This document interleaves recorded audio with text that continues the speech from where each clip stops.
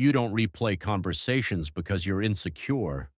You replay them because your brain flags something as unresolved, a tone that shifted, a pause that lasted too long, a word that felt wrong.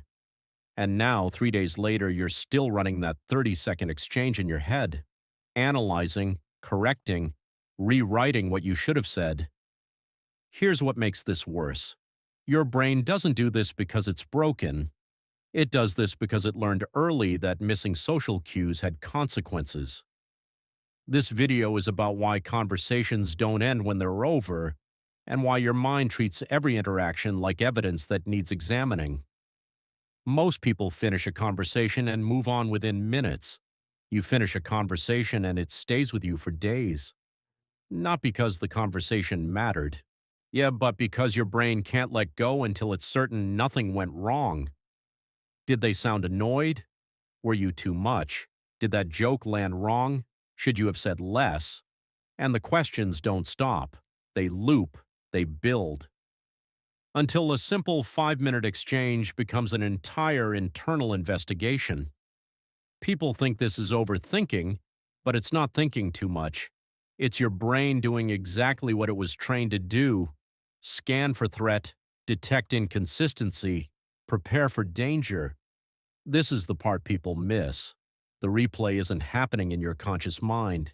It's happening in your threat detection system. The part of your brain responsible for survival is treating social interactions like potential hazards. And once that system activates, it doesn't stop until the threat is resolved. But here's the problem. Social threat is never fully resolved. Because you can't go back and confirm what someone actually meant, so your brain keeps searching, keeps analyzing, keeps running simulations, and you stay stuck in a conversation that ended 3 days ago. Let's be specific about what's actually happening. When you have a conversation, your brain is doing two things simultaneously. First, it's participating, responding, staying present.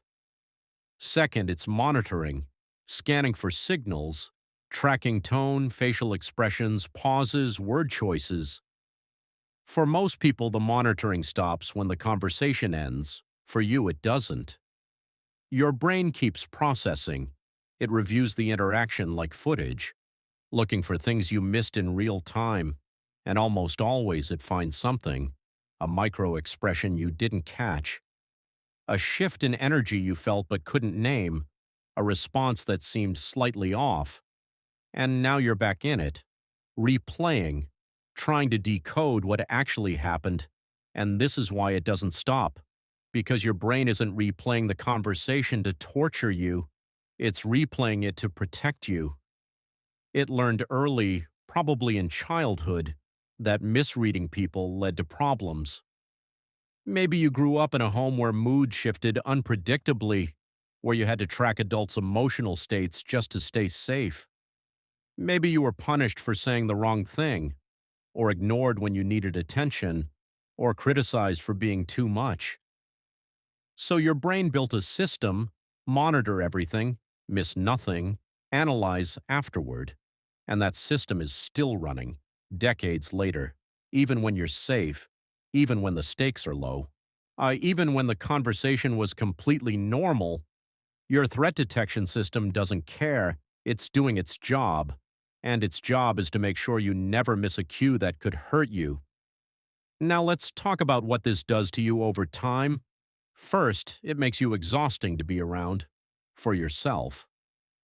Every interaction costs more energy than it should, because you're not just having the conversation, you're having it twice, once in real time, once in your head afterward. And sometimes the second version is longer than the first. You'll spend 10 minutes talking to someone and 3 hours replaying it, checking your tone, questioning your words, wondering if you came across wrong. And by the time you're done analyzing, you're too drained to actually enjoy the memory. Second, it makes you withdraw. Because if every conversation leads to hours of mental review, eventually you start avoiding conversations altogether. Not because you don't like people, but because the aftermath is exhausting. So you say no to invitations, You keep interactions brief. You stay surface level to avoid giving your brain more material to process. And slowly you become more isolated, not by choice, but by self-preservation. Here's what makes this worse. The less you interact, the more intense the replays become. Because when social interaction is rare, your brain treats each one as higher stakes. So the cycle deepens, interaction to replay to exhaustion to isolation to higher stakes to more intense replay, and you're trapped. Third, it destroys your ability to trust your own perception. When you replay conversations obsessively, you start second-guessing everything. Did they actually seem upset, or did I imagine it? Was that pause awkward, or am I making it bigger than it was? Were they being passive-aggressive, or am I reading into nothing? And because you can't verify, you never get closure. So doubt becomes your default. You stop trusting what you felt in the moment. And that doubt bleeds into everything. You question your judgment, your instincts, your right to feel what you felt. Until you're not just replaying the conversation, you're replaying your entire sense of reality. This is the part people miss. The replay isn't just about the conversation, it's about whether you can trust yourself. And when you can't, you stay stuck. Because you need external validation to confirm what you already know internally, but external validation rarely comes. So the loop continues. Fourth, it makes you perform instead of connect. When you know you'll replay every word later, you start scripting in real time. You don't speak freely, you calculate. Every sentence is filtered, every response is measured, every joke is risk assessed before it leaves your mouth, and what should be natural becomes strategic.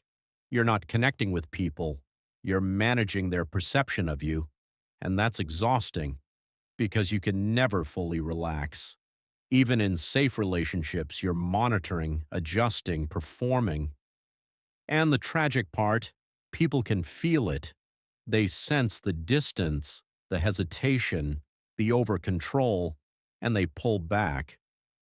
Not because you did something wrong, but because authenticity can't survive that level of self-surveillance. So why does this happen to some people and not others?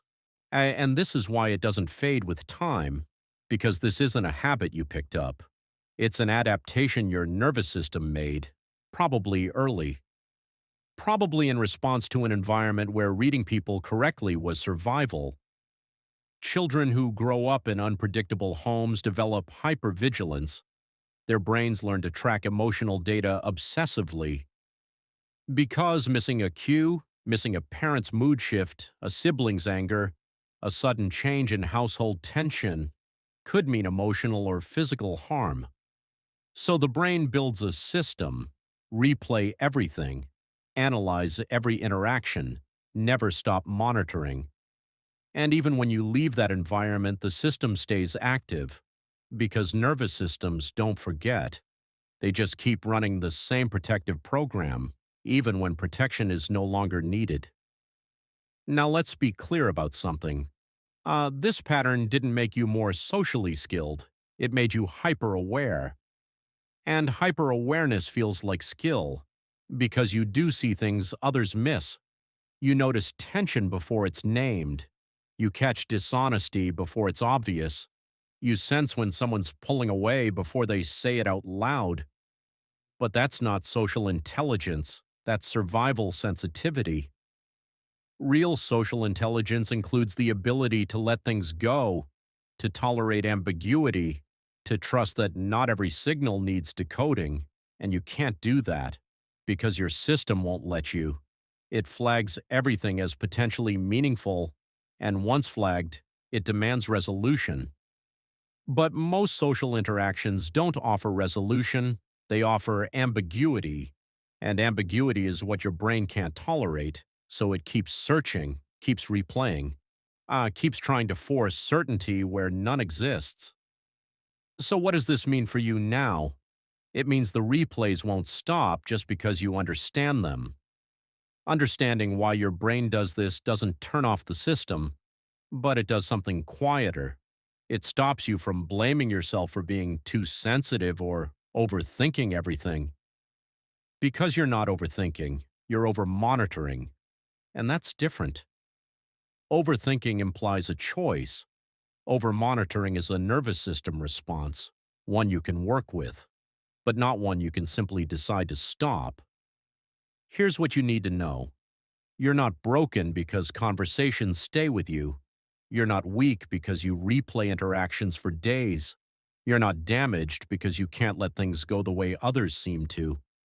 You're just operating from a system that learned early to treat every social exchange as data that needs protecting you, and that system is still running, even when the danger is gone.